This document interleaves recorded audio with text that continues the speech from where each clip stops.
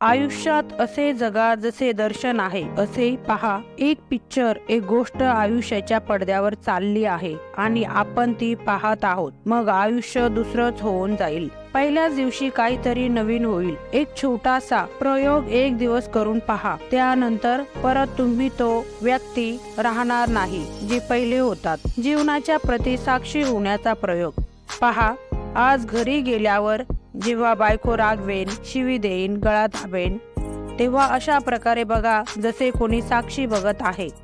आणि जेव्हा रस्त्यावरून चालणारे लोक दिसतील, दुकाने दिसतील, जेव्हा तुम्ही ऑफिसला जाल तर लक्षात ठेवा जसे कुणीतरी नाटकात प्रवेश केला आहे आणि चारही बाजूंना एक नाटक चाललं आहे.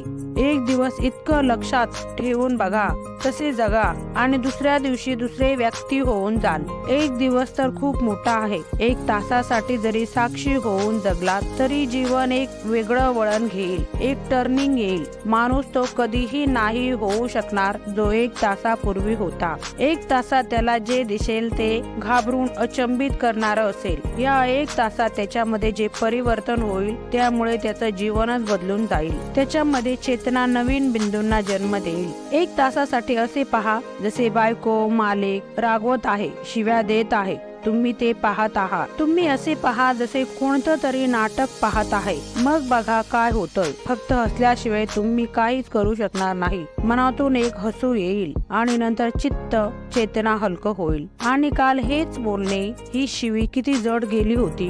दगडावानी दगडासारखी छातीवर बसली होती. या शिवीने मनात एक विष तयार केलं होतं. मनात जाऊन किती अशांत संकट तयार केली होती. जीवाला जाळलं होतं. जीवनाला एक प्रतिकार बनवलं होतं. जीवन एक वादळ भवंडर केलं होतं. ती शिवी, तेच अपशब्द, टोमणे आज येतात, आज जर येतात आणि मनात एक साक्षीभाव आहे तर ते वाईट बोलणे, शिवी विझून जाते. जसे एखाद्या विस्तवावर आगीवर पाणी पडून राख झाल्यासारखी. आणि तुम्ही पाहतच राहाल, अचंबित व्हाल की काल हे टोमणे, हे अपशब्द आपल्याला किती त्रास देत होते आणि आज काय झालं. तुम्ही बदलून गेलात. जग तसंच आहे. जग तसंच राहतं. फक्त माणूस बदलतो आणि जेव्हा माणूस बदलतो तेव्हा जग बदलते. या गोष्टीचा तुम्ही स्वतः अनुभव घेऊन पहा. या विषयावर ओशोने एक उदाहरण प्रवचनात दिले आहे की सोनीराम अमेरिकेला गेले होते. खूप वेगळ्या विचित्र प्रकारचे व्यक्ती होते. जगात काही थोडेसे विचित्र वेगळी माणसं जन्म घेतात. त्यामुळे जगात थोडीशी मजा, उजेड, आनंद राहतो. सोनीराम खूपच वेगळा माणूस होता. त्याला जर कोणी शिवी दिली तर ते उभे राहून हसू लागतात आणि मग मित्रांना जाऊन सांगतात की आज बाजारात रामला वाईट बोलणे खाव्या लागल्या, रामला शिव्या पडल्या. तेव्हा लोक म्हणतात रामला शिव्या पडल्या, तुला नाही. मग सोनीराम म्हणतात मला तर लोक ओळखतच नाही, मला कशा काय शिव्या देणार. रामला तर ओळखतात, रामला शिव्या देतील. आणि जेव्हा रामला शिव्या देत होते तेव्हा मी आतमध्ये राहून हसत होतो, बोलत होतो की चांगलं आहे बाळा, खूप वाईट बोलणे खात आहे. सोनीराम सांगतात एका गावाला राम गेला होता. तेव्हा एका खड्ड्यात पडला. मी खूप हसलो आणि म्हटलो चांगलाच पडला, अरे न बघता चालला तर पडणारच. लोक म्हणतात सोनीराम तुम्ही कोणाविषयी बोलत आहे. तेव्हा सोनीराम म्हणतात या राम विषयी. मग लोक विचारतात मग तुम्ही कोण आहात. तेव्हा सोनीराम म्हणतात मी तर फक्त बघणारा आहे. ही तर रामची कहाणी चालू आहे आणि मी बघत आहे. रामचं जीवन आहे,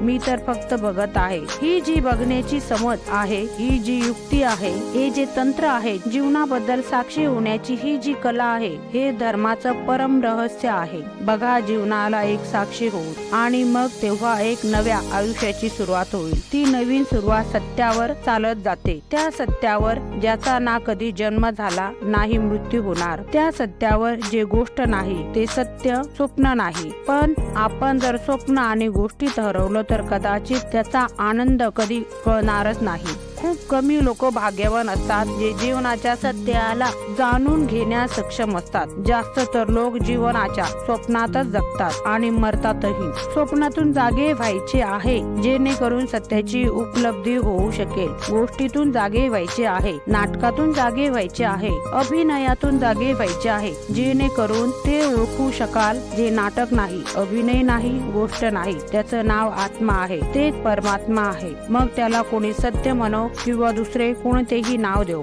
पण त्याला ओळखताच माणूस मुक्त होईल. कारण की सर्व बंधने स्वप्नाचे बंधने आहेत. कोणतंच बंधन खरं नाही. सर्व बंधनं खोटी आहेत. हे एकदा दिसलं की माणसाला कळतं की मी तर मुक्त होतो. मी तर नेहमीच सदा सर्वदा मुक्तच होतो. मी तर नेहमीच सदा सर्वदा मुक्तच होतो. ही जी प्रतिमा आहे ही तुम्हाला असीम अनंत आनंदाने भरून देईल. किती प्रकाशाने तुम्हाला भरून देईल त्याची गणना करणे कठीण आहे. तुम्ही मेजर टेपने त्याला मोजण्याचा कोणताही उपाय शोधा. त्याला शब्दात सांगायचा बोलायचा पण कोणताच उपाय नाही. त्याला आताच सध्याच काय नाव द्यावं हा सुद्धा पर्याय नाही. चा पण मार्ग नाही. त्याला उपमा देण्याचा पण रस्ता नाही. त्याला तर फक्त समजू शकतो आणि बस फक्त जगू शकतो.